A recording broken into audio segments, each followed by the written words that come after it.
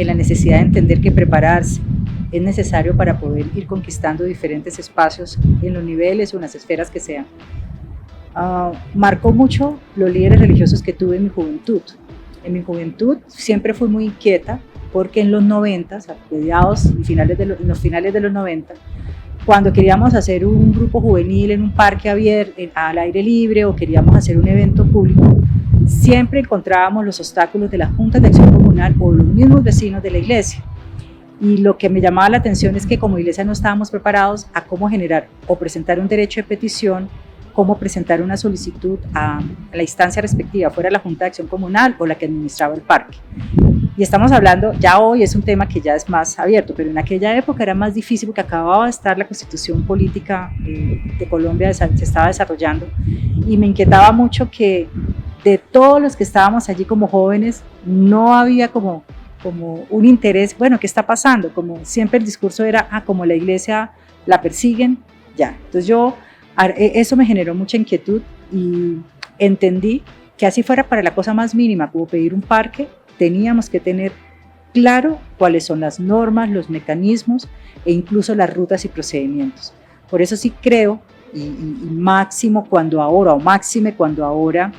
hay una posibilidad de acceso mayor a las instancias de formación, tiene que haber obligatoriamente dentro de la misma agenda de los jóvenes, de los adultos, de todos, tiene que haber siempre la necesidad de seguir formándose, de formarse y seguir formándose, porque estamos en una sociedad competitiva, estamos en una sociedad en donde quien no conoce los mínimos lineamientos, los mínimos, llamémoslos rutas y mecanismos, pues lo terminan aislando, termina coartándole su voz. Entonces creo que una responsabilidad que tenemos sí es buscar entender qué es el contexto, en qué contexto, pues por lo menos las iglesias, en qué contexto estamos, qué significa conectarnos con los planes de desarrollo, qué significa conectarnos con una política pública, qué significa presentar un derecho de petición para que me permitan un parque, elementos que hacen parte del día a día, que obligan a que no solo conozcamos cómo es el contexto, sino también nos obliguemos a querer aprender mucho más allá en cómo operan o sea, cómo yo puedo enfrentar las diferentes situaciones, cómo puedo yo también participar en los diferentes escenarios. Cada vez, y creo que la misma juventud lo entiende, cada vez cuando se busca poder acceder a espacios, siempre es más exigente el demostrar que se tienen los conocimientos. Y creo que un reto que tenemos como comunidades religiosas, y sobre todo hombres y mujeres de fe,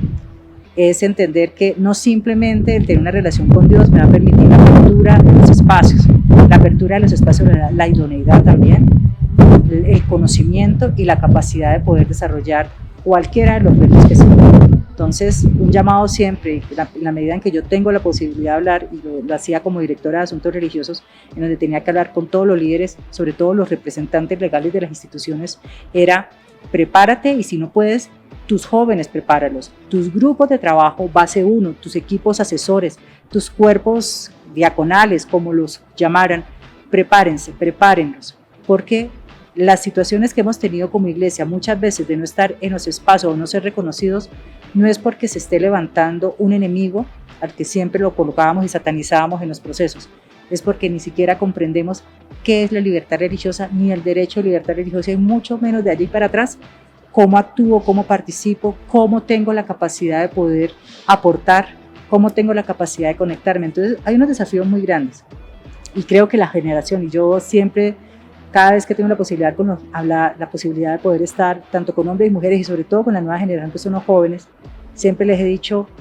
el poder conquistar los escenarios no es un tema difícil. Lo que sí hay que tener conciencia en que yo no puedo pretender que simplemente porque tengo un llamado a una vocación ministerial o una vocación espiritual, las puertas se abren. Dios las abre, pero hay que tener competencia, hay que tener conocimiento, hay que tener habilidades, hay que tener dones y talentos que no se pueden desperdiciar, sino toca moverlos, interactuar y buscar